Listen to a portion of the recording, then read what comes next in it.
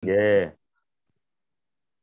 ya, record sudah kita mulai. Jadi semua hadirin yang hadir di ruang Zoom acara Telekodina ini, saya ucapkan selamat pagi, Om Swastiastu, Assalamualaikum warahmatullahi wabarakatuh, salam sejahtera, shalom, salam kebajikan buat kita semua.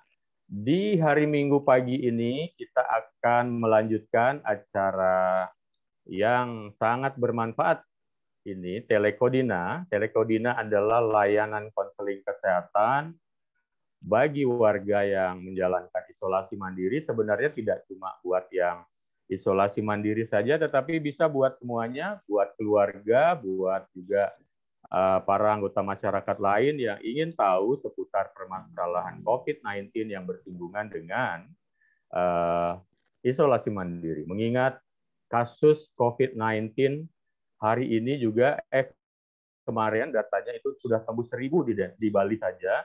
Ini menunjukkan angka peningkatannya cukup tinggi yang memungkinkan kemudian juga jumlah mereka yang menjalankan isolasi mandiri juga bertambah banyak.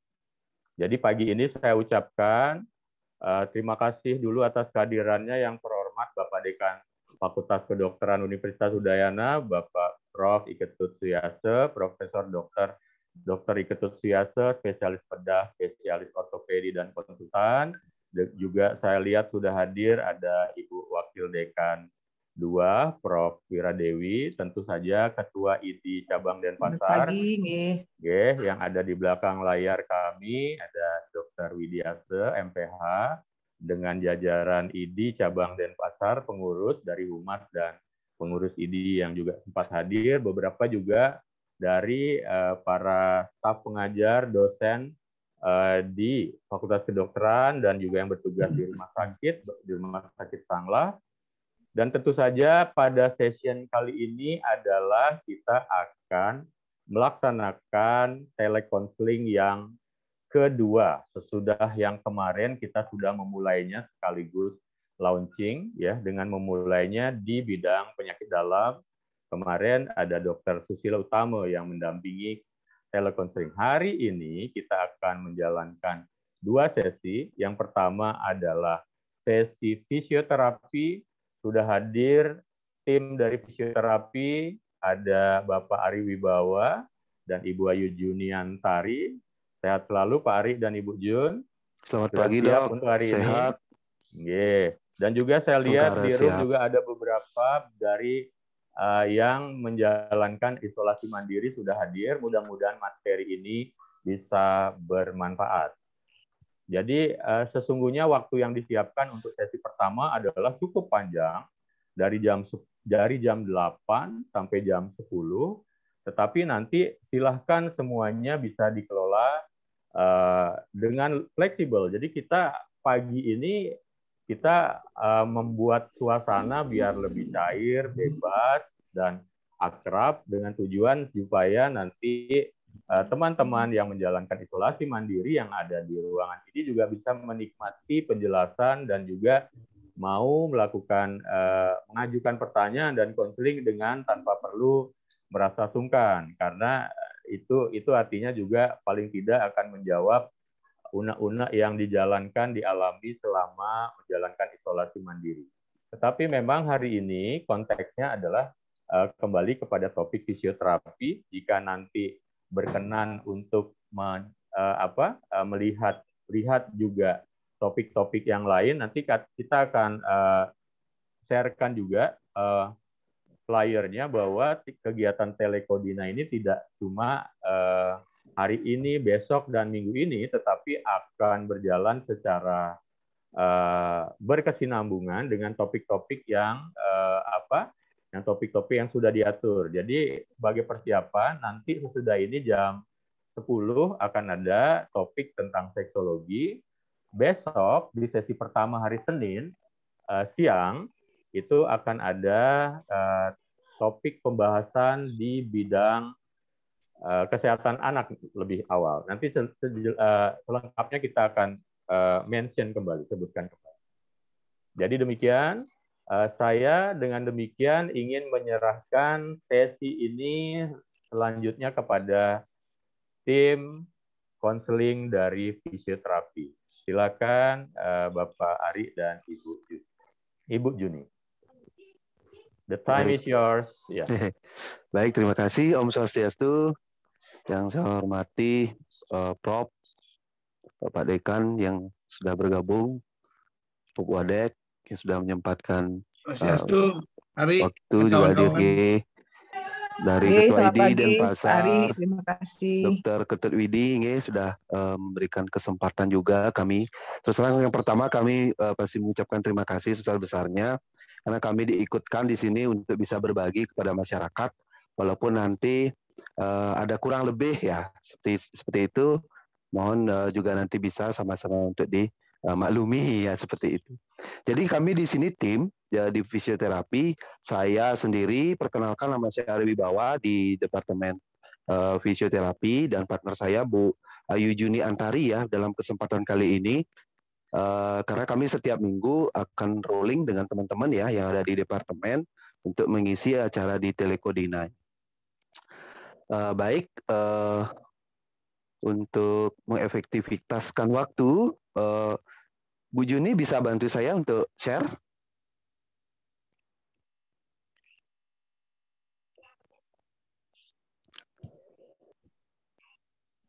Bapak Ibu sudah terlihat nggih untuk Sampun Pak Ari. Nggih, terlihat Sudah, jelas. silakan Pak Ari.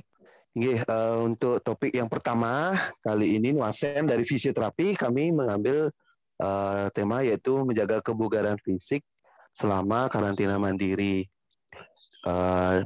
Next. Ya, ada mungkin 3 topik utama yang ingin kami fokuskan untuk kesempatan pagi kali ini. Yang pertama, itu kita ingin tahu mengapa penting menjaga kebugaran fisik di saat isolasi mandiri. Kemudian, latihan fisik apa saja yang bisa dilakukan selama isolasi mandiri. Dan selanjutnya, yaitu apa kriteria aman untuk latihan fisik pada saat isolasi mandiri. Mungkin 3 topik ini mungkin yang menjadi bahasan ya dalam kesempatan pagi kali ini. Untuk menjawab mengapa menjadi penting, mungkin di sini kita harus samakan dulu mengenai kebugaran fisik. Bahwasanya kebugaran fisik ini adalah kemampuan yang dimiliki oleh seseorang untuk menunaikan tugas atau kegiatannya sehari-hari dengan mudah tanpa adanya rasa lelah yang berlebihan, serta cukup masih memiliki cadangan energi atau tenaga untuk menikmati waktu-waktu senggang dan keperluan yang bisa terjadi secara tiba-tiba. Dalam hal ini, kebugaran fisik bisa diraih dengan cara apa? Selanjutnya bisa dijawab dengan adanya aktivitas fisik ataupun olahraga yang bisa dilakukan di rumah, karena di masa pandemi ini mengharuskan kita tidak berkumpul seperti kejadian-kejadian di pusat-pusat olahraga itu memang sudah ditutup, yang mengharuskan sekarang kita berkonsentrasi untuk mengarahkan aktivitas fisik kita atau olahraga kita itu untuk terkonsentrasi di rumah. Nah, next, saya mengambil dari Kemenkes juga. Mengapa ini juga menjadi penting ya? Karena adanya kurangnya gerak tubuh kita ini akan bisa menurunkan daripada imunitas tubuh. Oleh karena itu, bagaimana upaya kita menjaga atau mencoba untuk bergerak seoptimal mungkin dalam rangka kita untuk mencegah adanya penurunan daripada sistem imun. Nah, yang dilakukan tentu saja di sini ada 2 kata kunci, aktivitas fisik ataupun latihan fisik ya, ataupun olahraga di sini.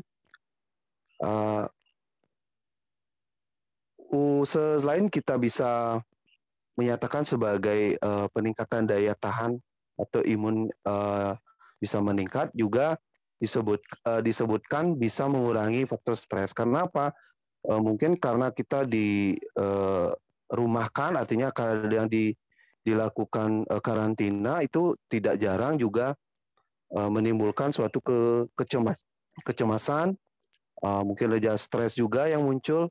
Nah, ini sangat berpengaruh nanti terhadap penurunan dari sistem imun. Nah, selanjutnya ketika kita sudah tahu bahwa terjadi proses penurunan imun, apa yang harus kita lakukan dan bagaimana olahraga atau aktivitas fisik itu kita bisa lakukan. Nah, di sini dari Kemenkes juga saya menemukan kita harus tahu takarannya yang tepat seberapa besar olahraga itu dilakukan. Sebutkan dikaitkan dengan risiko terjadinya terpapar dari infeksi, jadi kita lebih diberikan latihan tersebut berada dalam fase intensitas sedang. Ya, jadi takaran latihan yang kita harus bisa lakukan itu berada di intensitas sedang. Karena apa di intensitas sedang? Karena disebutkan pada intensitas sedang tersebut proses terjadinya perbaikan sistem imun itu menjadi lebih baik ketimbang mengambil olahraga atau latihan fisik pada aktivitas yang tinggi. Karena pada aktivitas yang tinggi mungkin itu akan justru menyebabkan penurunan atau terjadinya penekanan pada sistem imun. Nah, ini sangat tidak dianjurkan.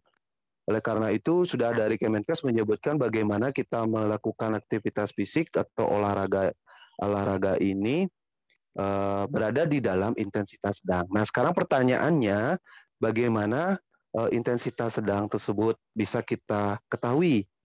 Ya, next slide.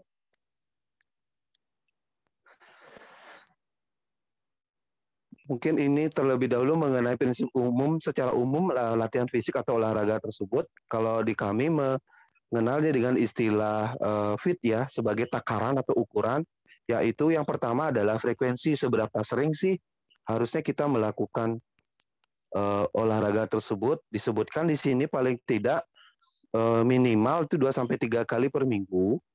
Kemudian intensitas, seperti tadi, intensitas mengarah kepada seberapa kuat atau seberapa berat kita harus melakukan latihan. Ini dibagi menjadi kategori, yaitu intensitas tinggi dan intensitas sedang. Kemudian untuk time, seberapa lama latihan yang harus kita lakukan, atau bisa sebutkan durasi latihan fisik kita itu berapa sih? Ya, sebutkan di sini ada 30 sampai 45 menit dan bagi atlet bisa mencapai 60 menit. Dan kemudian selain waktu itu juga kita harus melihat tipenya. Tipe latihan apa yang memang cocok ya. Di sini disebutkan ada tipe latihan yang sifatnya adalah aerobik ya. Kemudian ada latihan-latihan yang sifatnya adalah strengthening atau penguatan, termasuk juga ada latihan fleksibilitas. Ini prinsip umum dari latihan olahraga. Nah, sementara tadi sudah kita sepakati bahwa dengan adanya imunitas yang menurun, kemudian diberikan saran untuk intensitasnya berada di kategori intensitas sedang. Di sini kita bisa paling tidak melihat seperti apa sih takaran dari intensitas sedang tersebut. Ya, ada 3. Yang pertama di sini ada lewat dari tes bicara atau talk test ya. Ternyata pada saat kita berolahraga itu masih kita bisa berbicara, namun tidak bisa untuk bernyanyi. Nah, kira-kira latihan yang kita lakukan itu sudah cukup memuaskan kalau dilihat dari tes bicaranya. Kemudian ada lagi selain hanya tes bicara, itu ada target dari denyut nadi.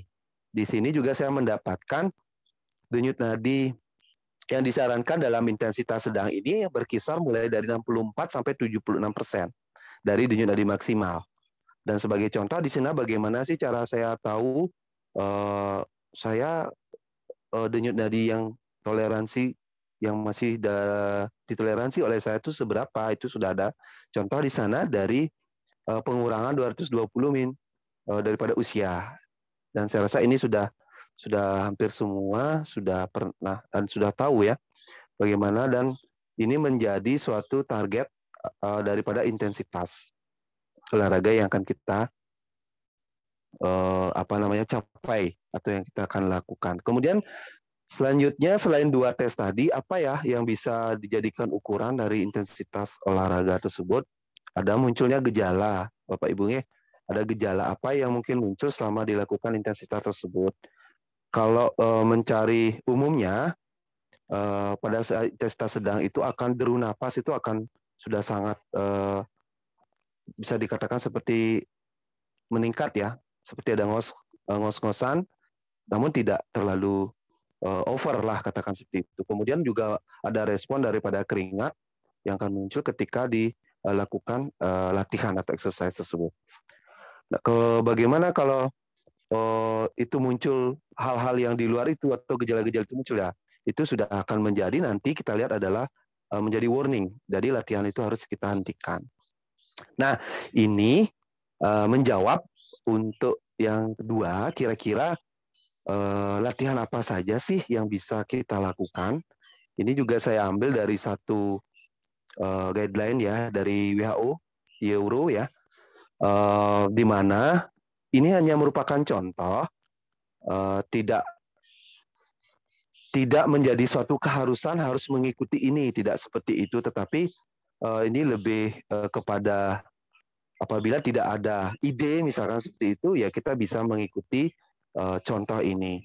Secara umum tadi sudah disebutkan bahwa prinsip latihan yang memang dianjurkan itu adalah prinsip-prinsip dari latihan aerobik dan juga mungkin latihan-latihan yang sifatnya strength. Kalau dari ACSM sendiri mengisyaratkan di dalam aktivitas fisik itu 150 sampai 300 menit minimal per minggu dengan akumulatif dengan 2 sesi per minggu tersebut diselingi dengan latihan dari strength atau latihan kekuatan. Nah, ini satu contohnya latihan yang pertama itu seperti di gambar kita lihat ya, sentuh satu lutut itu dengan siku yang berlawanan tentunya pada sisi tersebut secara bergantian. Lakukan ini selama 1-2 menit, kemudian akan istirahat 30-60 detik dan bisa diulangi hingga 5 kali. Ini juga tidak mutlak dan saklek seperti ini ya Bapak Ibu, ketika balik lagi saya katakan ini tetap menyesuaikan dengan kondisi dan kemampuan. Tetapi kalau misalkan ditanya kira-kira dosis yang seberapa atau takaran yang seberapa sudah ibaratnya bisa menyentuh ambang batas minimal misalkan ya bisa kita lihat dari latihan ini ya yang ternyata selalu dilakukan selama 1-2 menit, kemudian istirahat dan bisa diulangi hingga 5 kali. Baik, yang kedua itu ada plank, ini mungkin juga sudah sering akrab di Bapak Ibu ya yang sering mengidamankan untuk latihan-latihan dari core stability. Ya, latihan-latihan ini juga sudah sangat akrab ya. Di mana dengan posisi tadi, posisi lengan bawah itu akan menjadi base atau tumpuan daripada lengan atasnya ya. Kemudian latihan ini diulangi hingga 5 kali, hampir sama tadi ya. Dan ini latihan yang cukup bisa memperkuat pada daerah otot bagian perut dan pada bagian tungkai, kaki. Mungkin next. Nah, selanjutkan dengan penguatan pada latihan dari back extensor atau bagian dari otot-otot yang berada di tulang punggung ya. Dan latihan ini juga hampir sama, melakukan pengulangan hingga 5 kali. Dan latihan ini akan sekaligus juga akan memiliki manfaat untuk memperkuat daripada otot-otot pada bagian tulang belakang atau vertebrae. Next. Kemudian ada latihan squat. Ya, mungkin squat yang sudah pernah dilakukan dulu kalau masih ingat sampai pada saat masih SD dan lain-lain itu sampai jongkok gitu ya. Tapi untuk latihan squat kali ini tidak sampai jongkok, tapi ya sampai membentuk sudut kurang lebih 90 derajat dari hip atau dari tulang ini ya, paha ya. Nah, ini juga dilakukan latihan ini jadi 10-15 kali ya, dan bisa diulangi 5 kali dan diberikan istirahat bisa 30-60 detik. Ini akan memperkuat dari otot-otot pada bagian bokong ya pastinya atau gluteus di sini untuk menstabilkan daripada anggota ekstremitas dari gerak bawah pada kaki. Kemudian lanjut ya untuk latihan selanjutnya di sini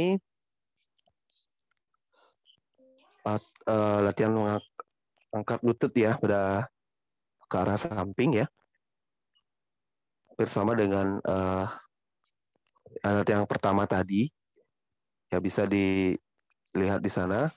Kemudian selanjutnya ada beberapa gerakan yaitu Superman, gerakan seperti Superman ya. Di sini juga hampir sama tadi prinsipnya adalah memperkuat pada bagian otot pada tulang punggung bersinergi juga dengan otot gluteus atau pada otot daerah bokong.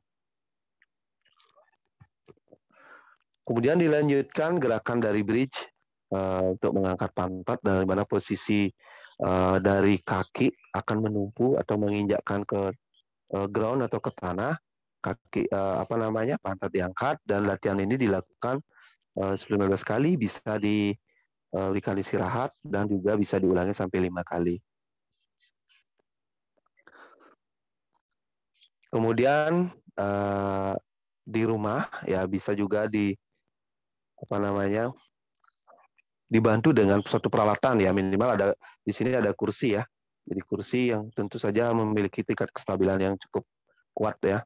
Karena di sini akan dia istilahnya akan bersandar, kemudian dia akan melakukan gerakan seperti di gambar tersebut. Dia akan turun, kemudian dia akan naik, kemudian dia akan terjadi pengulangan dan bisa diulangi hingga 5 kali. Kemudian dia open chest ya atau membuka dada. Ini juga sifatnya nanti adalah untuk memberikan regangan itu pada daerah otot bagian anterior daripada bagian depan ya daripada dada, sekaligus juga pada daerah bahu. Oke, next. Kemudian seperti pose ya quadruped ya pada anak biasanya untuk menstimulasi kemampuan merangkak ya misalkan. Posisi ini juga sangat baik untuk dilakukan peregangan pada daerah punggung ya sampai pada daerah bahu juga. Dan latihan ini ditahan sampai 20-30 detik. Kemudian masuk ke gerakan selanjutnya yaitu posisi meditasi, posisi bersilat seperti ini, di mana penekanan pada posisi ini adalah berkonsentrasi dan mencoba untuk menjadi lebih rileks. Setelah melakukan dari kegiatan gerakan-gerakan yang tadi, dalam posisi meditasi ini dilakukan adalah konsentrasi dan juga pengaturan daripada nafas. Kemudian mendapatkan efek relaksasi dan di posisi ini bisa kita tahan 5-10 menit ya. Nah, kemudian selanjutnya yaitu ada posisi kaki di dinding ya. Di sini juga hampir sama prinsipnya adalah untuk merilekskan. Karena tadi sudah dilakukan beberapa kegiatan ataupun beberapa latihan yang sifatnya adalah memicu atau meningkatkan daripada napas atau kekuatan otot. Di sini sudah masuk ke dalam relaksasi ya. Dan pose ini bisa dilakukan istirahat sampai 5 menit. Nah, itu tadi ya, yang saya dapatkan guideline dari WHO ya untuk para isoman yang tidak memiliki gejala atau tanpa gejala, termasuk juga dinyatakan bebas dari gejala dari pernapasan. Nah, sekarang pertanyaannya lah bagaimana dengan orang yang memiliki bergejala ringan. Bergejala ringan yang dimaksud ini adalah mungkin muncul ada demam, mungkin juga terjadi peningkatan frekuensi napas, atau merasakan sedikit rasa napas terengah-engah, atau mungkin batuk, atau mungkin nyeri dan beberapa keluhan yang lain. Oleh karena itu perlu kita perlu kita ketahui kira-kira apa saja yang bisa dilakukan ya, atau memungkinkan nggak ini dilakukan sih karena saat ini saya seperti ini kondisinya. Nah, karena itu kita lihat sekarang jika demam di atas 39 derajat Celcius ya dalam 2 hari terakhir, kemudian saturasi oksigen yang di bawah 92%, kemudian dilihat dari pernapasan di atas 24 kali per menit, denyut di saat istirahat itu adalah sebesar di angka 105 denyut.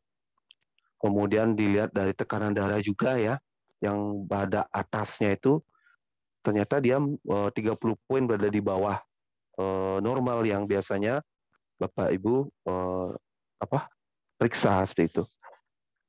Kemudian mungkin kan juga jika ditemukan adanya nyeri dada atau detak jantung yang tidak beraturan, kemudian pada saat juga ditemukan adanya pusing, dan kemudian tidak makan atau minum bahkan dalam 12 jam terakhir, ya sudah, ini merupakan kriteria yang sangat tidak aman dalam melakukan berolahraga dan sangat disarankan untuk menghubungi daripada petugas kesehatan.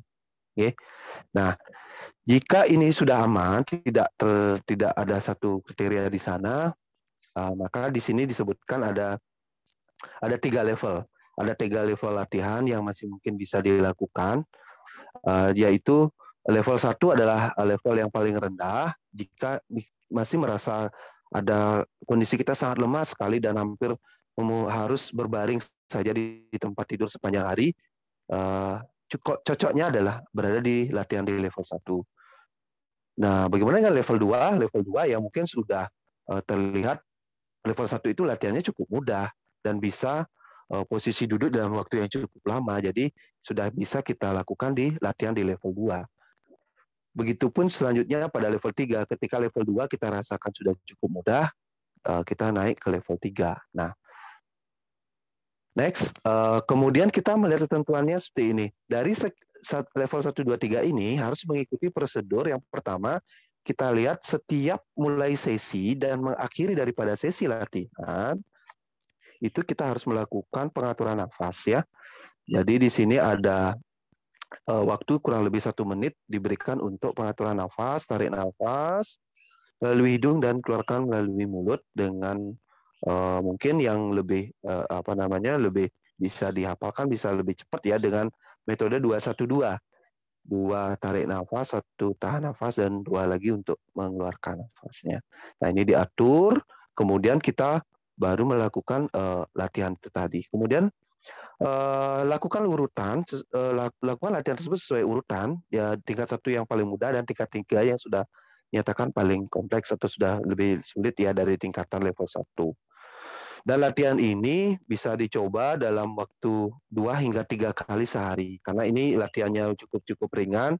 Oleh karena itu kenapa lebih banyak dilakukan latihan ini. Dianjurkan lebih banyak mengulang latihan-latihan ini. Oke, mari kita lihat bagaimana latihan di level 1 ini. Yang pertama itu kita mulai dari latihan pada kaki ya, pada ankle, kemudian kita tarik pada latihan kedua itu kita tarik ya dari tumit menuju ke lutut, kita menuju ke bokong ya, kita tarik secara bergantian. Kemudian pada posisi miring ya di latihan ketiga, posisi side lying ya. Dan hampir di latihan-latihan level 1 ini memang sangat ringan sekali, Bapak Ibu. Sangat ringan sekali, dan tetap kita pantau segala sesuatu yang terjadi di tengah-tengah latihan. Karena itu latihan ini tidak terlalu kuat, namun memiliki pengulangan yang cukup banyak dalam sehariannya. Sambil dilihat dari latihan level 1, kita bisa ke level 2 ya, karena prinsipnya mungkin sudah hampir sama. Next, ya ini di level 2, yang tadi posisinya masih berbaring ya Bapak Ibu, masih berbaring di bed, kemudian saat ini di level 2 sudah mampu untuk duduk di, ya kalau tidak ada kursi ya mungkin di tepi bed ya Pak Ibu, di tepi bed, kemudian dilakukan pergerakan dimulai dari ankle atau dari kaki ya, kemudian dari pergelangan kaki kemudian naik ke lutut, kemudian naik juga ke paha ya, kemudian dilakukan juga dalam posisi duduk tersebut untuk latihan-latihan pada anggota gerak atas ya, dinaikkan, diatur sedemikian rupa sampai pada tahap posisi berdiri ya, pasien sudah mulai berdiri, disebutkan di sini 1 sampai 3 menit. Misalkan kalau tidak mampu ya tolong sesegera mungkin bisa balik ke kursi ya. Diulangi nanti bisa sampai 3 kali Bapak Ibu. Jika memungkinkan nanti juga pada latihan terakhir itu terlihat kaki dinaikkan 1 ya pada posisi kaki tersebut. Dan ini bisa juga diulangi selama 5-10 kali. Gitu kan. Kemudian beranjak ke level 3, di sini sudah lebih kompleks ya. Selain tadi posisi 2 yang baru bisa duduk, di step 3 di level 3 ini sudah mulai pada lebih banyak pada posisi berdiri, kemudian lebih banyak aktif ya, mendekatkan tulang belikat misalkan di sini, kemudian ada latihan-latihan berjinjit, tetap kita safety-nya itu adalah memegang daripada kursi ya sebagai sanggahan, kemudian latihan-latihan meraih ya daripada lengan atas ya. Kemudian menarik juga di sini ada wall push up, yaitu kita posisi berdiri tapi mendorong daripada tembok. Ini juga latihan-latihan yang sifatnya nanti juga untuk peningkatan daripada kekuatan ya. Kemudian latihan-latihan yang sifatnya mungkin juga ada arahnya untuk keseimbangan. Jadi kakinya bisa dinaikkan 1 ke arah samping ya. Dan diulangi beberapa kali. Kemudian diakhiri jangan sampai sudah mampu untuk melakukan aktivitas berjalan di sekitar rumah saja ya. Nah, seperti tadi ketika kita melakukan olahraga tetap dipantau, tetap dimonitor kira-kira selama kita melakukan exercise tadi ada nggak hal-hal yang seperti cantumkan di gejala-gejala di bawah ini ya, seperti mual, pusing, sesak napas, nyeri dada mungkin atau bahkan dadanya kram. Nah, segera latihan tersebut dihentikan dan sesegera mungkin kita menghubungi dari profesional kesehatan yang ada. Dan sekali lagi pemaparan ini atau latihan-latihan yang saya berikan ini contohnya di sini adalah sebagai suatu gambaran saja. Tidak mutlak harus seperti ini, tetapi prinsipnya harus sama, yaitu yang pertama tadi ada prinsip secara aerobik bisa Bapak Ibu lakukan mulai dari latihan jogging misalkan, atau mungkin punya sepeda, atau mungkin latihan-latihan yang sifatnya adalah aerobik ya, seperti tadi katakan aerobik. Kalaupun tidak ada idenya misalkan seperti itu bisa digunakan beberapa contoh latihan yang sudah tadi saya sampaikan.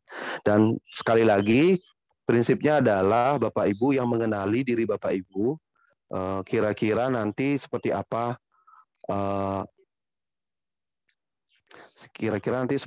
kondisi saya saat ini. Jangan terlalu dipaksakan juga, jangan terlalu juga untuk saya ingin sekali untuk cepat sembuh nih, saya harus kuat latihannya. Bukan juga seperti itu Bapak Ibu, tetapi lebih kepada takaran yang tadi sudah kita sepakati, sudah saya informasikan, dan kurang lebihnya Bapak Ibu yang mengetahui ketika sudah ada keluhan, tolong jangan dipaksakan atau kita stop. Mungkin demikian yang dapat saya sampaikan, kurang lebihnya saya kembalikan untuk sementara kepada Dr. Oke. Terima kasih. Ya, tes. Ya. Terima kasih Bapak Ari Wibawa. Tadi sudah menyampaikan tentang pendekatan olahraga ya buat teman-teman atau masyarakat yang sedang isoman. Jadi banyak sekali dijelaskan tadi tentang bagaimana itu olahraga yang mungkin paling cocok, tepat yang bisa dilakukan oleh sahabat atau warga masyarakat yang isoman.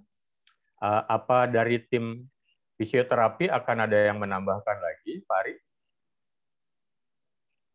Untuk di awal mungkin Bu Juni ada mau ditambahkan, Bu Ya. Juni? Ini sekali, iya silakan. Baik, terima kasih banyak Dok. Jadi tadi mungkin saya ingin tidak terlalu banyak menambahkan, hanya saja tadi apa yang seperti disampaikan oleh Bapak Ari sudah sangat dijelaskan bahwa yang mengetahui kondisi dari diri itu adalah masing-masing individu.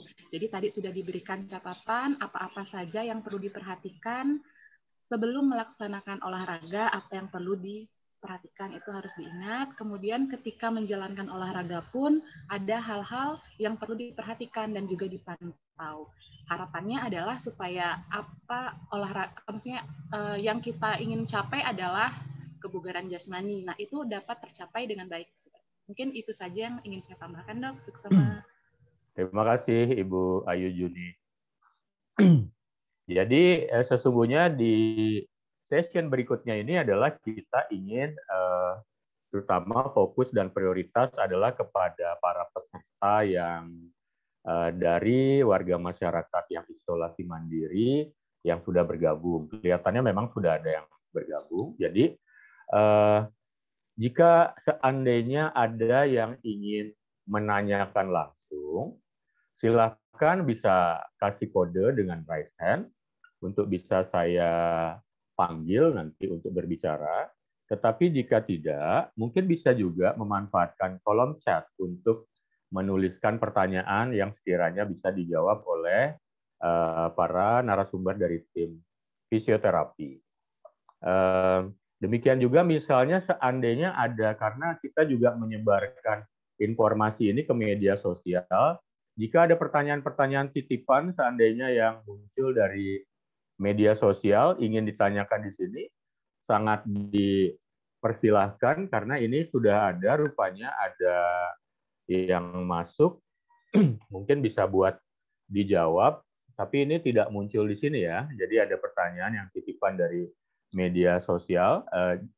Jadi Bapak Ari dan Ibu Ayu Juni sudah siap ya? Ini kebetulan yang bertanya ini juga namanya Ari.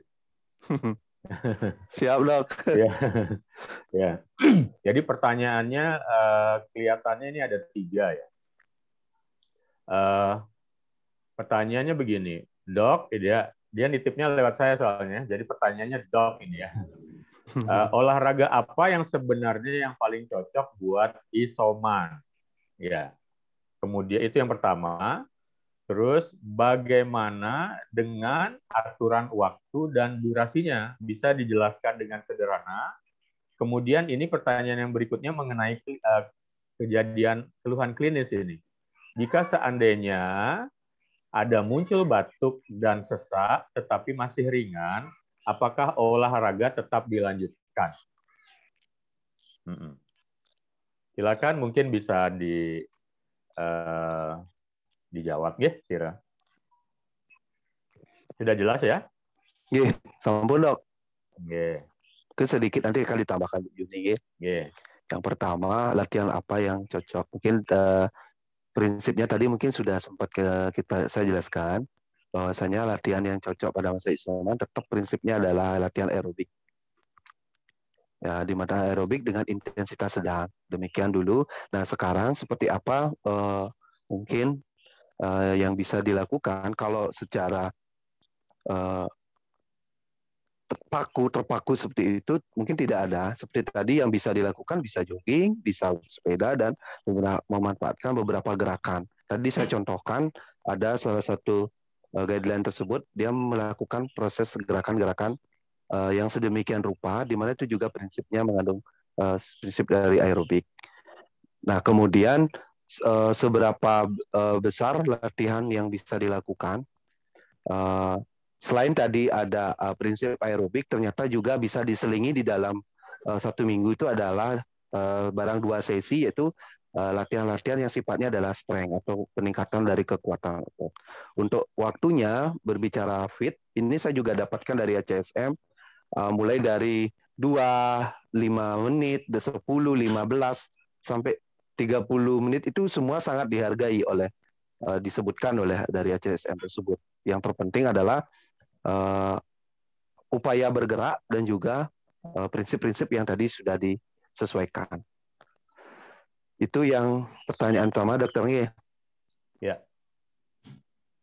Kemudian untuk yang mengalami keluhan itu tadi, ya seperti yang kami tidak mencantumkan di sini bagaimana teknik-teknik breathing secara secara spesifik, karena kami menganggap di sini juga konsekuensi daripada breathing exercise ini sebagai suatu teknologi intervensi yang artinya mungkin harus melalui beberapa serangkaian pemeriksaan, Dokter, sehingga penekanan teknik breathing itu mungkin perlu mendapatkan kajian terlebih dahulu, karena apakah dia akan penekanan lebih kepada expiration atau kepada penekanan daripada inspiration. Karena ketika kita salah mengaplikasikan, bukan berarti juga menyebabkan sampai ke mortalitas ya, tetapi lebih kepada tingkat kefatalan atau kesalahan dan berakibat tidak memiliki dampak. Mungkin sampai di sana kejadian daripada breathing tersebut. Kemudian untuk latihan-latihan halving dan hogging, mungkin nanti kita bisa juga akan sampaikan next session, mungkin bisa lebih prepare ya untuk bagaimana sih upaya-upaya ringan yang bisa kita lakukan dalam rangka mengatasi beberapa keluhan atau gejala yang muncul. Mungkin dari saya sekian, silakan Bu Juni kalau memang ada lagi tambahan. Baik, terima kasih Pak Ari dan juga atas pertanyaannya. Jadi yang pertama saya ingin menambahkan terkait dengan olahraga apa sih yang istilahnya direkomendasikan pada pasien-pasien yang sedang melakukan isolasi mandiri, kan seperti itu. Jadi tadi sudah sempat ditunjukkan beberapa rekomendasi latihannya. Namun kita juga harus bisa menyesuaikannya dengan lingkungan sekitar. Jadi artinya adalah kita tahu bahwa dalam kondisi isoman tersebut interaksi kita sangat terbatas, kemudian lingkungannya pun juga cangkupannya tidak terlalu luas. Jadi kita harus bisa memilih latihan-latihan yang sekiranya mudah diaplikasikan. Jadi kalau kita berbicara aerobik kan sebenarnya banyak sekali nih ya, contohnya seperti bersepeda. Tapi apakah bersepeda itu bisa kita aplikasikan ketika isolasi mandiri? Nah itu. Jadi kita harus bisa memilah di mana disesuaikan dengan kondisi dari Bapak Ibu sekalian. Jadi mungkin latihan-latihan yang bisa diaplikasikan di rumah ataupun di dalam kamar, contohnya yang tadi sudah ditayangkan dalam slide. Nah itu. Kemudian terkait dengan pertanyaan kedua untuk seberapa lama, itu saya rasa sudah cukup jelas dari pemaparan Pak Ari.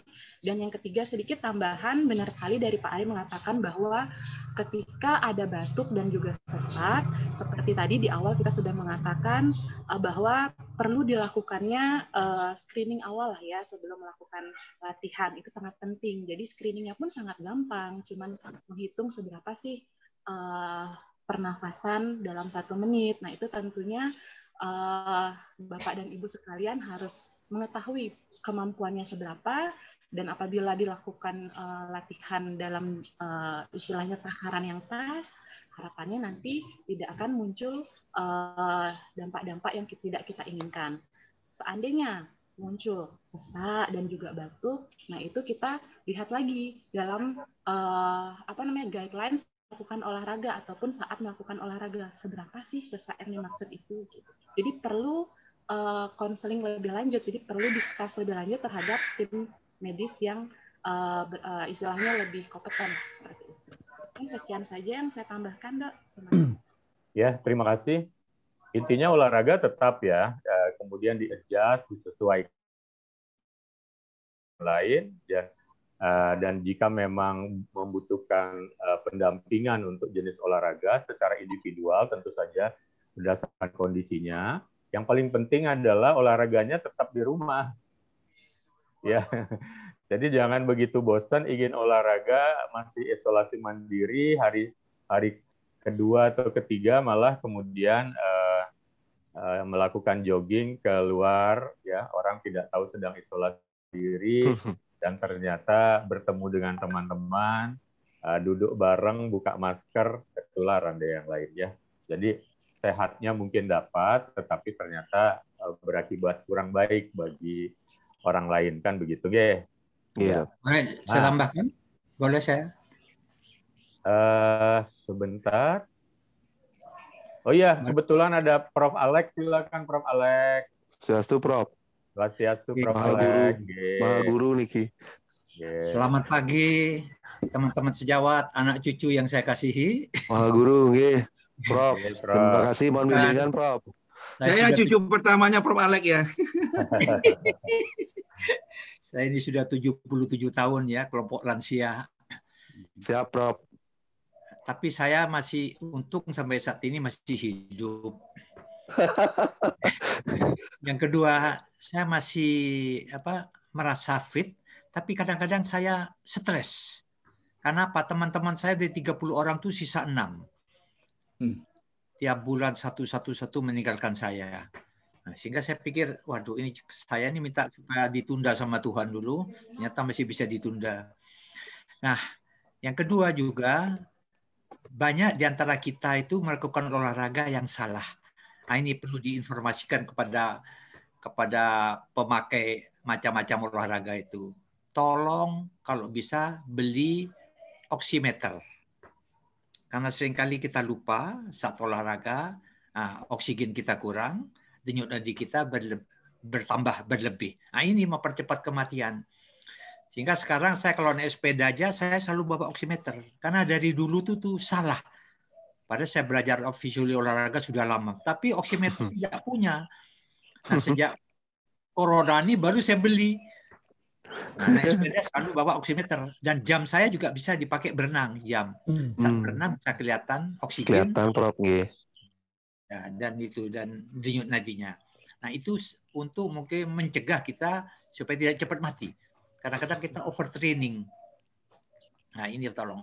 Alatnya ada 200.000. Jiwa kita kan lebih mahal daripada itu. Nggih, Prof. Dan caranya bernapas itu. Dari dulu kita praktisi, kita seringkali kita lupa caranya bernapas gimana yang enak. Nah, itu seenaknya aja. Enak, napas pakai mulut, keluar pakai mulut. Itu tidak boleh.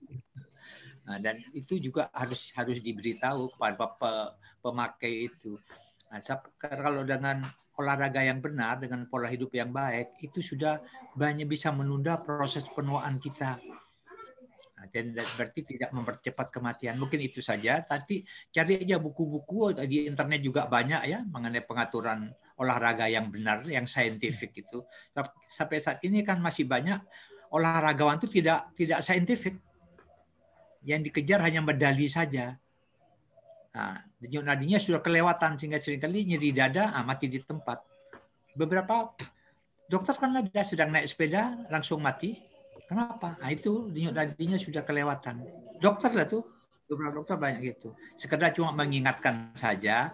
Tolong ingat, buka-buka internet lah, banyak ilmu-ilmu yang perlu kita pelajari. Saya kira sementara itu aja. Nanti kita selanjutnya nanti mungkin diskusi lagi ya. Saya kembalikan kepada Dr. Terima kasih.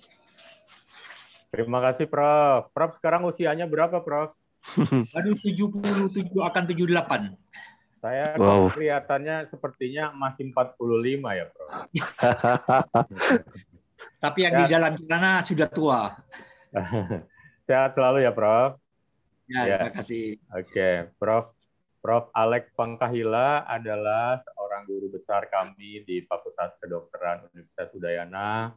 Beliau adalah seorang guru besar yang sangat menginspirasi, tidak cuma berbicara tentang kebugaran seksual, juga kebugaran olahraga. Beliau adalah tidak cuma akar, tetapi juga menerapkannya pada aktivitas sehari-hari. Jadi tetap senantiasa bugar. Terima kasih, Prof. Kita lanjut ya. Kebetulan ini sudah ada pertanyaan dari Bapak Pande ya, buat Pak Ari dan Ibu Ayu Juni. Ini terkait olahraga ini. Saya 2 hari lalu sudah mencoba menerapkan dan berhenti ketika rongga hidung terasa perih waktu bernapas. Apa saya itu terlalu over ya olahraganya sehingga rongga hidung saya perih. Jadi 2 hari olahraga terus berhenti karena rongga hidungnya perih waktu bernapas. Ini gimana nih? Mungkin bisa dipahami ya. Oke, ada lanjutannya nih. Penciuman saya baru kembali dari 2 hari yang lalu. Berarti ini kebetulan mengalami anosmia berarti. Ya. Bisa dipahami ya pertanyaannya Pak Ari dan Bu Ayu ini. Baik, terima kasih Pak Pandi ya. Kalau tidak salah tadi, Oke. terima kasih Dokter Oke mengalami perih ya dari 2 hari yang lalu ya Dok ya. Yeah. Apakah itu sudah terjadi over gitu ya Dok? Mungkin ini. Ya, apa dianggap itu over olahraga ya, tapi tidak disebutkan olahraganya apa, jenisnya apa, intensitasnya bagaimana. Ya mungkin seperti yang Dokter Oke tadi sampaikan ya. Ya mungkin perlu kita tahu juga bagaimana latihan yang dilakukan, jenis olahraga yang dilakukan, mungkin sampai angkat besi atau apa ya mungkin ya Dok ya, atau mungkin hanya sekedar cuma jalan saja atau seperti apa. Kemudian yang terkait dengan apakah itu sudah terlampau, selama itu intensitas yang tadi saya sebutkan 3 itu masih di dalam kurun itu, mungkin saya rasa tidak ada permasalahan ya untuk dikatakan sebagai over training itu tadinya Dok. Untuk keluhan hidung yang mungkin terlalu pada saat baru kembali 2 hari yang mungkin lebih sensitif saja sih ya, karena ada mungkin terjadi proses perbaikan seperti itu karena mengalami sedikit gejala dari anosmia, atau mungkin nanti akan ditambahkan mungkin oleh Bu Juni, atau mungkin ada para pakar ya mungkin di sini yang bisa membantu. Silakan Bu Juni. Oke, baik.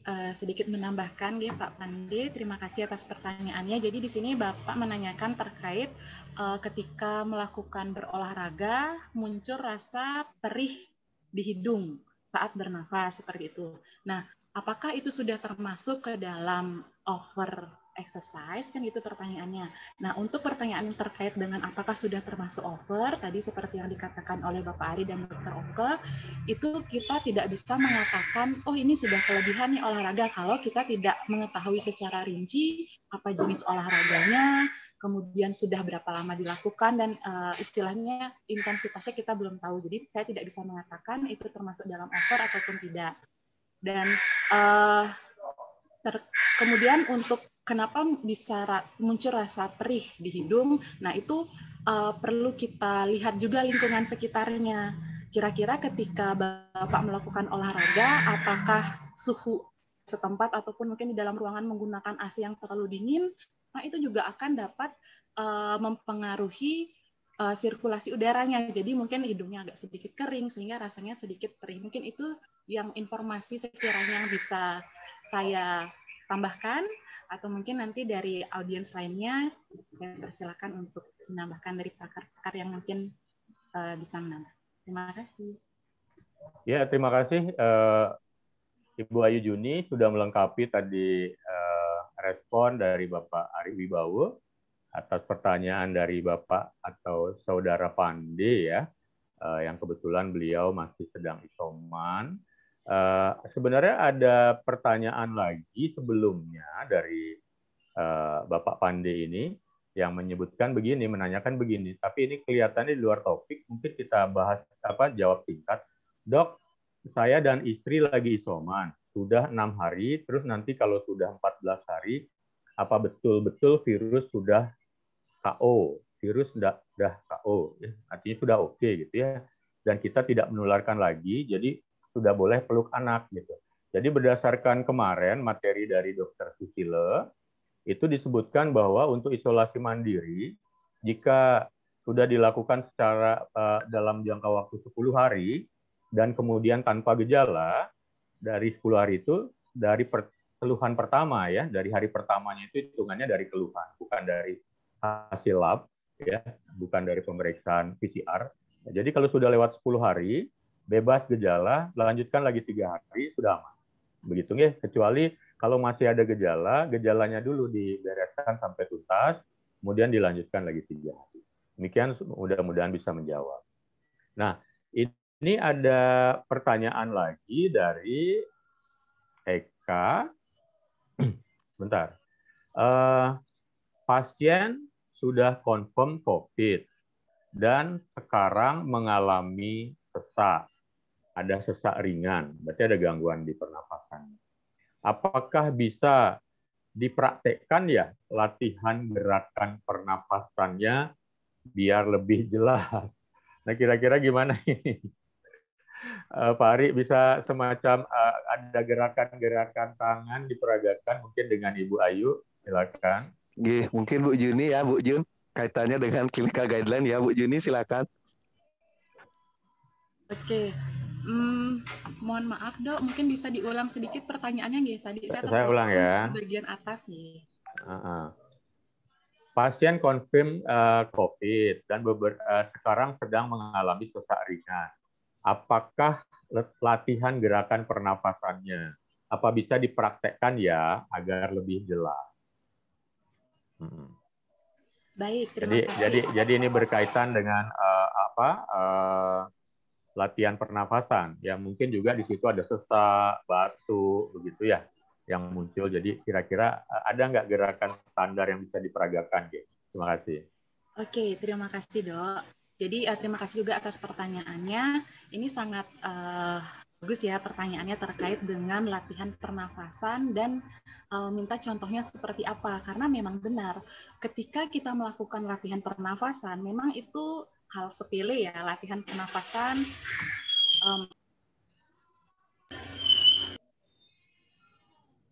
Oke, mohon maaf.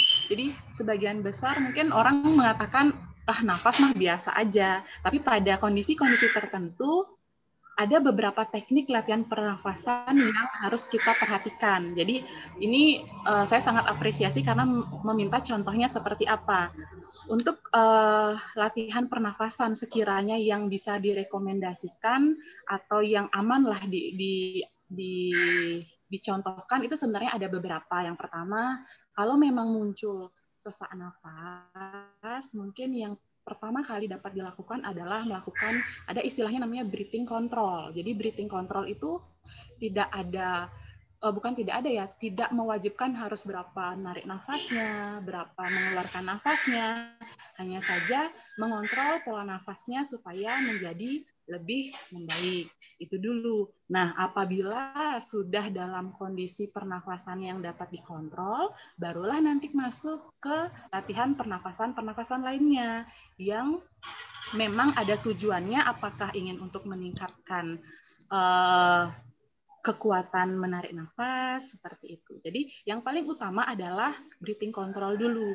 Untuk breathing control, jika dicontohkan seperti apa, mungkin saya mencontohkannya lebih ke penjelasan supaya mudah dipahami. Jadi seperti yang tadi sudah saya sampaikan, mengontrol supaya nafasnya masih dalam kategori bisa terkendali. Jadi kalau dalam kondisi sesak itu kan kita sangat susah untuk mengendalikan pernafasannya. Jadi masuk ke breathing control dulu. Apabila sudah dapat mengendalikan pernafasannya, baru kita akan masuk ke sesi latihan kedua, yaitu yang namanya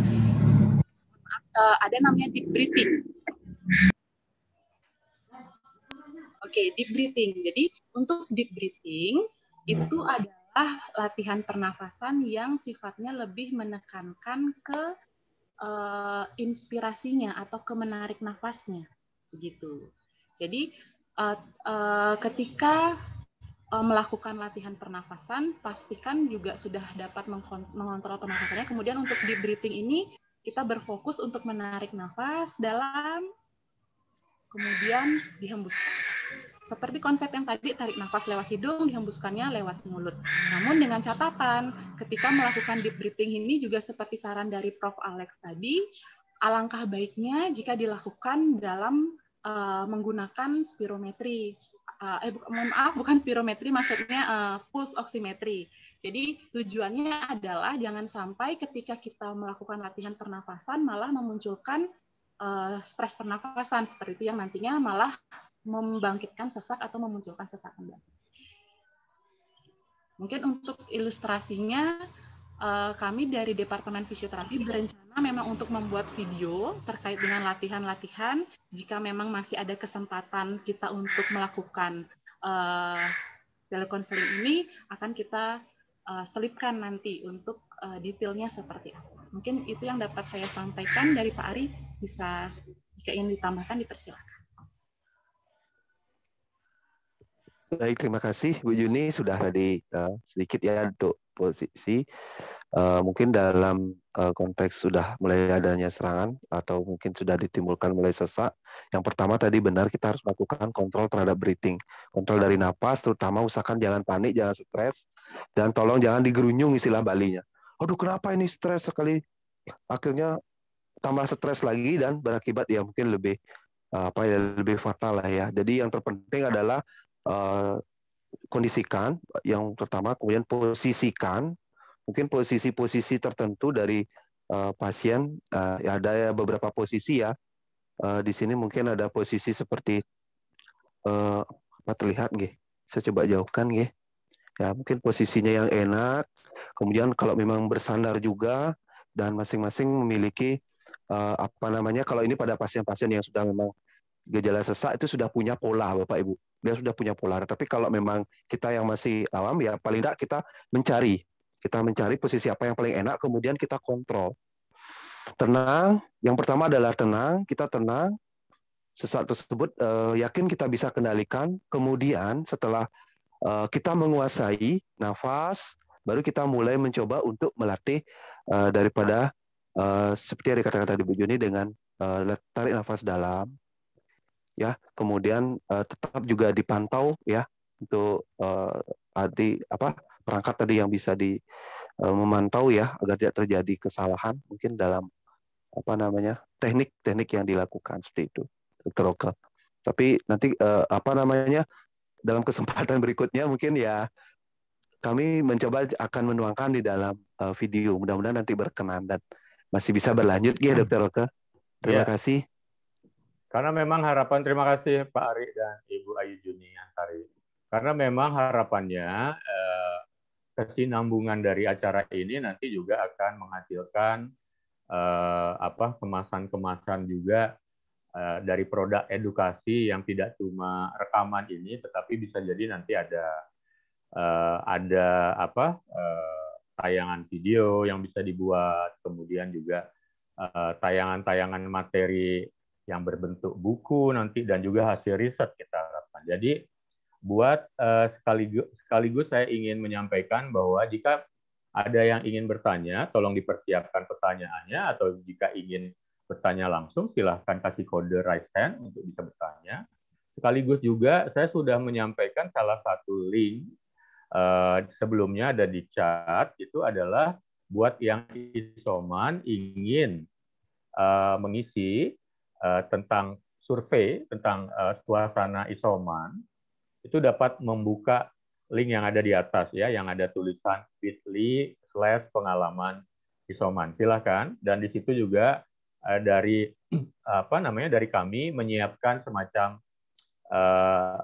door prize atau hadiah buat yang sudah mengisi di setiap harinya. Silakan diisi. Jadi demikian. Tadi Pak Pande juga sudah menyampaikan terima kasih Dok atas jawabannya. Gitu, ya. Mungkin kelihatannya Prof. Alex mau ikut menjawab ya tentang masalah kebugaran, pernafasan, Prof. Ya boleh. Kalau boleh saya mungkin masukan dari saya. Setiap orang yang mengalami sesak dan lain sebagainya sudah isoman ya, itu sebaiknya pemeriksaannya lengkap dulu sebelum diberikan olahraga. Bagaimana ronsennya, kemudian lendir-lendirnya, jadi supaya ada dokumentasi yang lengkap. Sebab kalau misalnya sudah ada sesuatu yang berat di paru-paru, jangan dipaksakan olahraga. Nah, yang kedua bisa olahraga tapi sesuaikan dengan keadaan paru-parunya itu. Semua program.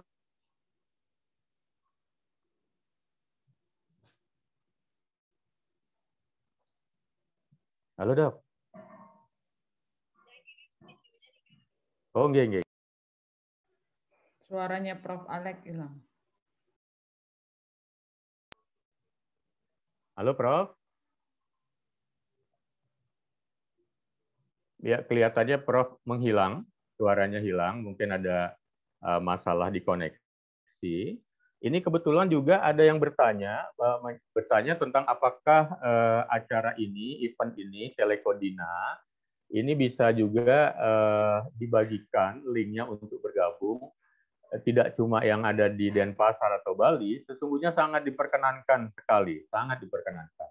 Jadi kepada bapak-bapak, ibu-ibu, saudara yang ada di ruangan ini, yang saat ini sedang isoman, atau ada dari pihak keluarga atau semua yang ada di sini, ingin membagikan link acaranya selalu tetap sama ya, dan itu digunakan untuk bisa bergabung di acara ini sangat diperbolehkan, sangat dipersilakan. Oke, demikian.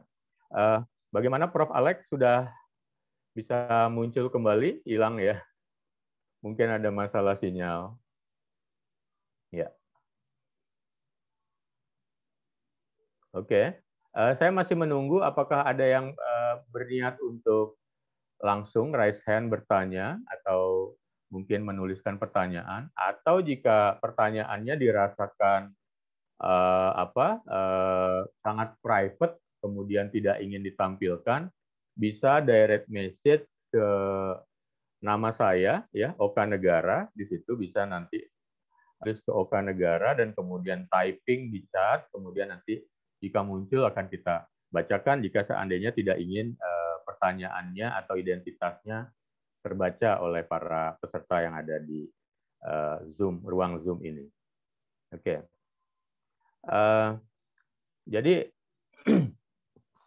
Jadi sambil menunggu, kita masih punya waktu, ada waktu untuk sampai ke penghujung acara. Jadi mungkin dari penekanan ya untuk Pak Ari dan Ibu Ayu Juni, selama ini mungkin pernah nggak mengikuti dalam masa pandemi ini mereka-mereka yang diduga COVID, suspek, atau memang sudah menjalankan isoman, atau justru pasca isoman. Ya, mereka mungkin sudah dinyatakan sembuh, tetapi ternyata perlu ada pendampingan olahraga atau kebugaran yang perlu diperhatikan pasca isoman. Kira-kira apa ini Pak Ari atau Ibu Ayu Juniari? Jadi yang sedang isoman juga akan berpikir sesudah nanti boleh pulang, apa yang perlu diperhatikan untuk kebugarannya. Begitu. Terima kasih.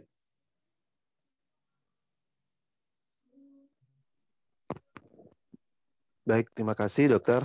Suara saya terdengar ya dok? Ya, silakan. Bisa. Ya mungkin sedikit ketika memang sudah dinyatakan sembuh, kemudian kita bisa balik lagi kembali beraktivitas, tetap konsisten ya, karena sifat dari exercise itu memberikan dampak, apalagi tadi terhadap peningkatan imunitas, itu adalah konsisten kuncinya, dok.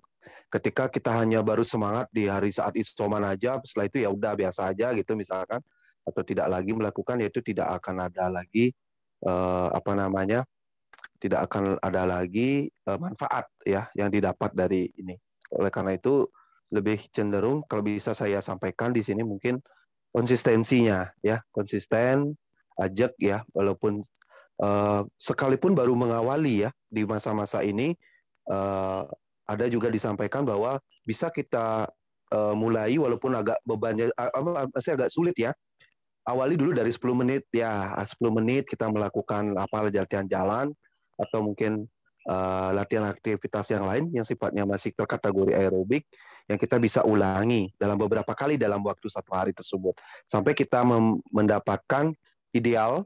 Ternyata dalam 1 hari itu kita sudah mampu sampai 30 menit misalkan dalam waktu aktivitas yang sudah teratur, dan nanti itu bisanya paling tidak kita lakukan dalam seminggu itu ya 3 kali seperti itu. Nah itu kita berbicara mengenai keajegan atau konsistensi. Kemudian untuk program dari post COVID mungkin kami berencana juga di sini masih bertahap terencana juga untuk membuat suatu layanan dari post COVID ya, baik dari pemberian terhadap edukasi terhadap latihan breathing dengan situasi yang dimiliki untuk saat ini yang kita bisa tingkatkan atau optimalisasi keadaannya. Seperti itu Dr. Roke, rencana kami dari sudut apa kira-kira jangka panjang atau long term dari pada penderita post COVID ini. Mungkin ada tambahan Bu Juni? Silakan. Oke, baik. Terima kasih Pak Ari. Mungkin kalau dari saya bersama ya, seperti yang dibilang Pak Ari, jadi pasca COVID pun ini harus berlangsung sebenarnya exercise-nya. Tapi kalau yang ditekankan mungkin ada sedikit perbedaan antara setelah pasca COVID ya, otomatis dari segi intensitas nanti perlu kita perhatikan lagi karena kita melihat lagi kemampuan bis awalnya seperti apa, apakah kita ingin melakukan progres peningkatan latihan kan seperti itu untuk mendapatkan peningkatan kebugaran tentunya. Kemudian mungkin kalau sudah selesai isolasi dan sudah dalam kondisi pemeriksaan yang aman, maksudnya hasil pemeriksaannya sudah aman, jenis latihannya sudah bisa sedikit dimodifikasi dari yang awalnya latihan di rumah saja atau di kamar saja, mungkin sudah bisa latihan bersama dengan keluarga. Itu yang tentunya akan membuat rasanya lebih enjoy dan lebih enak untuk berolahraga. Mungkin itu yang nantinya akan sedikit membedakan. Jadi itu saja tambahan dari saya, Pak Ari dan Dok Oka. Ya, terima kasih Bu Ayu Juni yang sudah melengkapi juga tadi pernyataan penjelasan dari Pak Ari Wibawa. Ini saya ada yang mengirimkan video. Mudah-mudahan bisa diputar ya, coba ya. Ini menyangkut tentang nanti tolong dilihat jika berhasil diputar, bagaimana pendapatnya tentang ini. Ini latihan napas ini. Bentar. Videonya.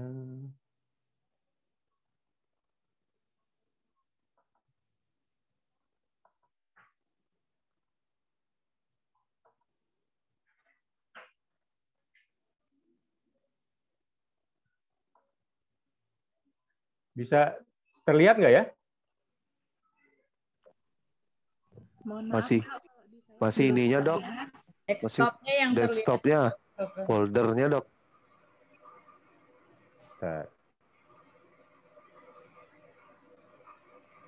Dibuka dulu, minimize. Ini sudah dibuka. Ya. Ulang ya.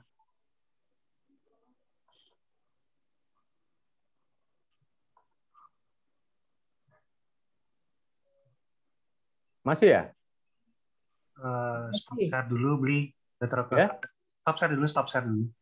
Ya. Stop share. Lalu share screen.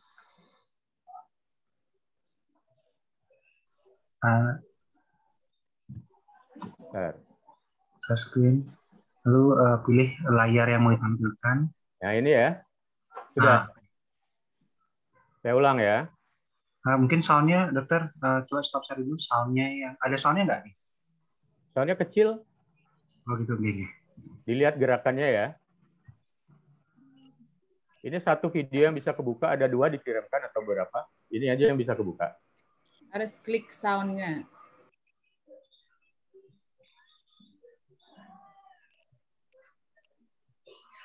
Soundnya udah gede ini.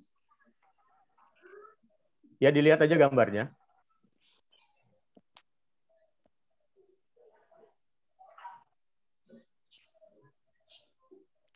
Mungkin perlu dijelaskan saat berdiri itu inspirasi apa menarik nafas apa mengeluarkan. Ya, diputar dulu, nanti saya putar ulang, tolong dijelaskan ya.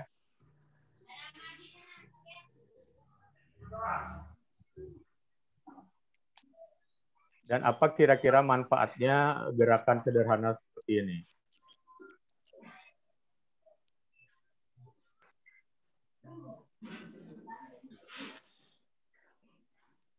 Ya, saya putar ulang ya, Pak Ari sama Ibu Ayu Juni ya. Iya, Dok. Mohon nanti bisa sambil jalan dijelaskan. Ya, oke, terus. Nah, mungkin di sini suara saya terdengar, Dok, nggih? Terdengar. Nggih. Mungkin kalau dicermati, Dok, nggih, di sini ada mulai dari duduk, kemudian mengarah ke berdiri, kemudian memegang pada daerah dada ya, pada dada. Di sini ada kombinasi mungkin yang saya tidak jelas di sini betul tadi Dokter Lila, apakah pada saat dia ekspirasi, saat duduk, atau dia mulai inspirasi atau sebaliknya. Agar saya tidak salah juga mempersepsikan video ini. Tetapi menurut komentar saya di sini ada upaya terhadap bagaimana sinergi antara bagian dari toraka dan juga pada ekstremitas untuk mengoptimalisasi daripada fungsi nafas. Karena dalam bentuk posisi latihan berbaring pun di sini ada kalau tidak salah itu lebih terkait kepada konsentrasi dari thoracic mobility exercise. Dari mobility exercise pada thoracic itu bisa dikombinasi dengan bagaimana kita mengcombine gerakan dari ekstremitas atas, dalam hal ini adalah lengan, ataupun kita mengcombine dengan pada ekstremitas bagian bawah atau pada AGB. Yang ini mungkin posisinya karena berbeda posisi aja ya. Tadi yang posisi yang saya ceritakan tadi pada posisi berbaring, sekarang dia dibawa ke arah posisi untuk berdiri. Di mana prinsipnya hampir sama di sini adalah untuk memaksimalkan mungkin daripada mobility daripada toraksnya, ya, mobility toraksnya, dan ditambahkan di sini dengan inspirasi ataupun ekspirasi. Itu sudah sangat mewakili sekali terhadap mobilitas daripada torasiknya. Mungkin itu Dokter Oke yang bisa saya ceritakan. Mudah-mudahan tidak salah. Mohon maaf kalau yang punya video ini mungkin salah saya mengapresiasi memberikan interpretasi. Tetapi yang saya lihat konsepnya hampir mirip dengan latihan-latihan dari thoracic mobility exercise atau TME. Nanti ada variatifnya juga.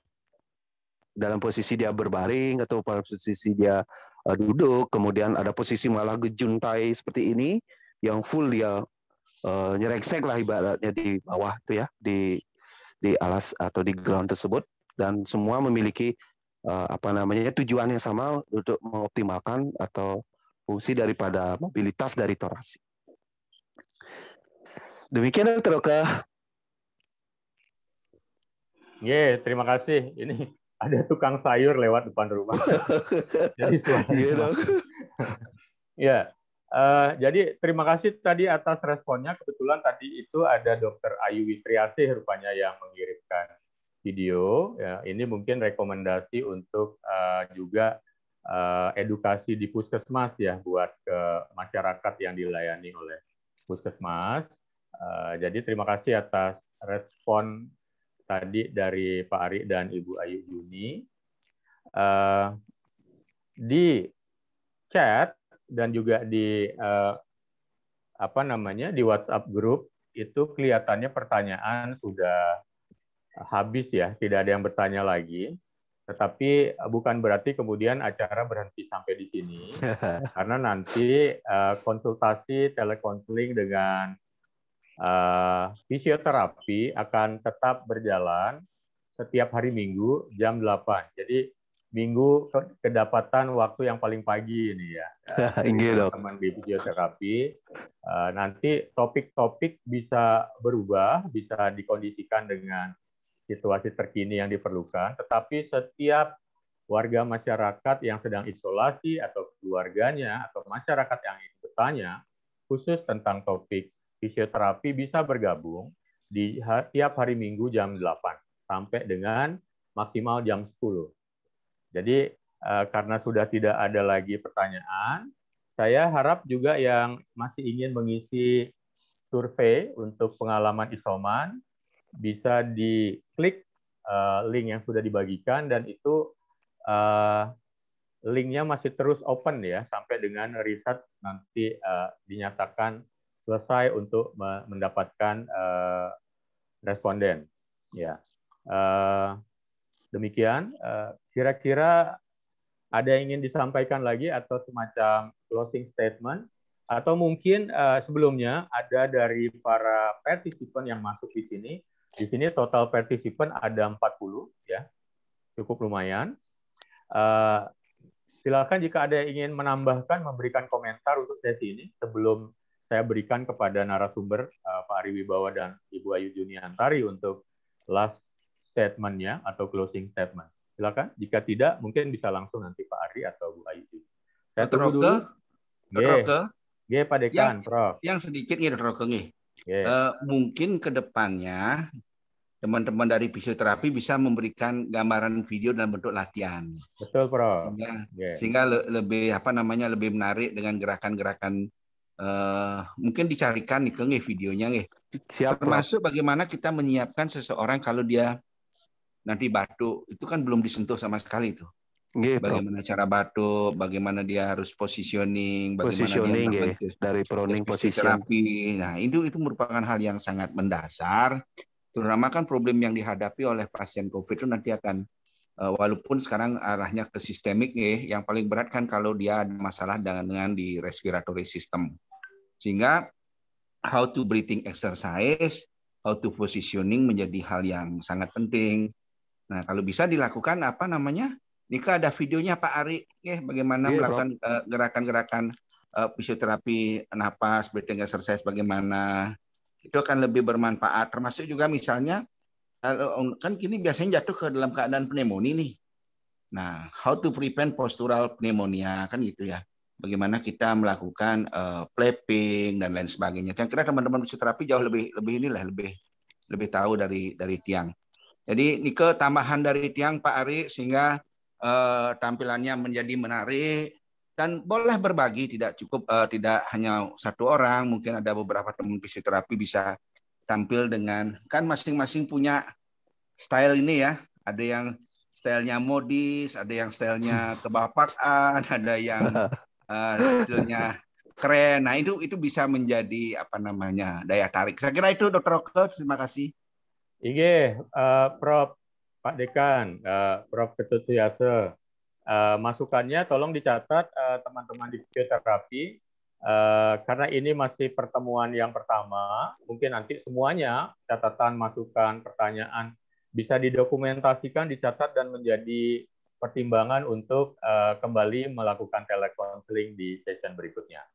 Jadi jika sudah tidak ada lagi yang lain, saya berikan kepada Pak Ari dan Bu Ayu Juni Antari untuk last comment atau last statement-nya sebagai tanda bahwa sesi hari ini untuk fisioterapi bisa diakhiri. Ya, silakan. Baik, terima kasih Dr. Roke. Terima kasih Prof. Tadi sudah memberikan masukan. Memang sedikit saya mungkin awalnya kenapa belum berani juga memasukkan intervensi, karena di pertemuan awal ini saya ingin dulu menceritakan sedikit mengenai bagaimana latihan-latihan yang cukup aman yang sifatnya adalah edukasi. Mengenai bagaimana nanti akan mengupayakan terhadap intervensi, mungkin akan kita buat dalam satu sesi selanjutnya. Dan juga saya mendapatkan dari kedua ya cukup fantastis juga nih Dr. Roke untuk setelah hari pertama kemarin yang begitu luar biasa ya, mudah-mudahan ini tidak terlalu mengecewakan. Dan terakhir mungkin untuk para isoman ya, para penderita yang masih melakukan isolasi mandiri, tetap sehat ya, tetap bahagia pastinya. Seperti Telekodina yang saat ini yang Dr. Roke, kalau kita sudah bahagia, sungkara, sehat selalu ya. Mungkin demikian Dr. Roke. Ada Bu Juni, ada yang ditambahkan? Baik, kalau dari saya mungkin saya rasa sudah terwakilkan dari Pak Ari. Cukup. Terima kasih. Dengan tadi sudah disampaikan last comment atau last statement dari Pak Ari dan Ibu Ayu Juniantari. Pada akhirnya sesi pertama hari ini untuk Telekodina, layanan telekonseling kesehatan buat warga yang isoman, bisa kita akhiri. Untuk nanti akan bertemu di jam 10, masih ada sekitar 20 menit lagi. Kalian juga untuk mengistirahatkan dulu gadget-gadgetnya semua, supaya nanti lebih fresh, sekaligus juga memberi kesempatan kepada yang hadir untuk bisa membagikan lagi, mention lagi untuk bergabung di sesi yang kedua. Nanti topiknya adalah seksologi. Jadi sekali lagi terima kasih atas kehadiran semua di ruang Telekodina ini, di ruang Zoom ini. Mudah-mudahan apa yang dibagikan hari ini oleh tim dari fisioterapi tentunya akan bermanfaat. Dan sekiranya ini memang bermanfaat, silahkan bagikan informasi ini kepada sahabat yang lain, termasuk juga membagikan keterangan bahwa ada layanan Telekodina ini akan berlangsung terus setiap hari, mungkin tidak cuma saat PPKM saja, nanti kita lihat apakah akan berkembang terus menjadi sebuah kesinambungan yang kontinu. Terima kasih buat yang semua yang hadir, terima kasih buat Bapak Dekan yang masih sampai dengan di menit ini masih bergabung bersama kami, Prof. Ketut Suyase, juga dari dekanat yang lain, para dosen, para pengurus ID Cabang Denpasar, dan para warga yang sedang menjalankan isoman yang hadir pada kesempatan hari ini.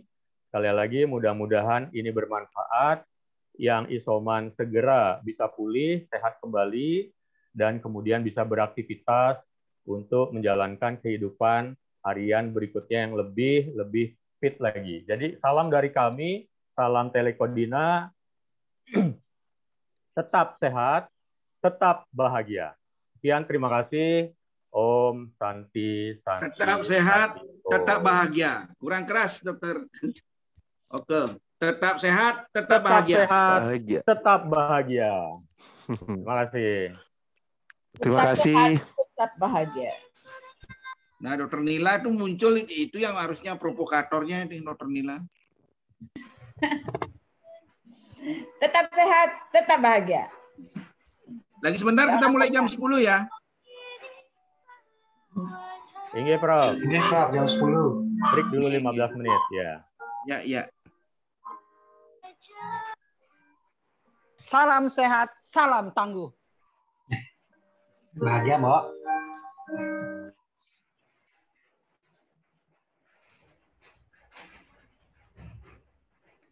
Di sini hujan loh.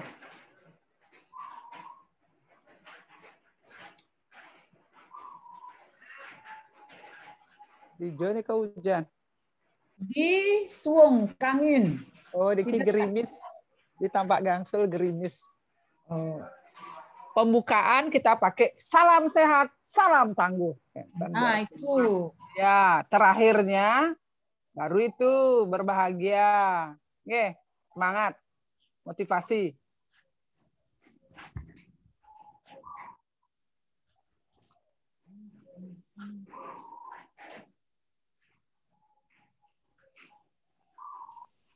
Salam impoten.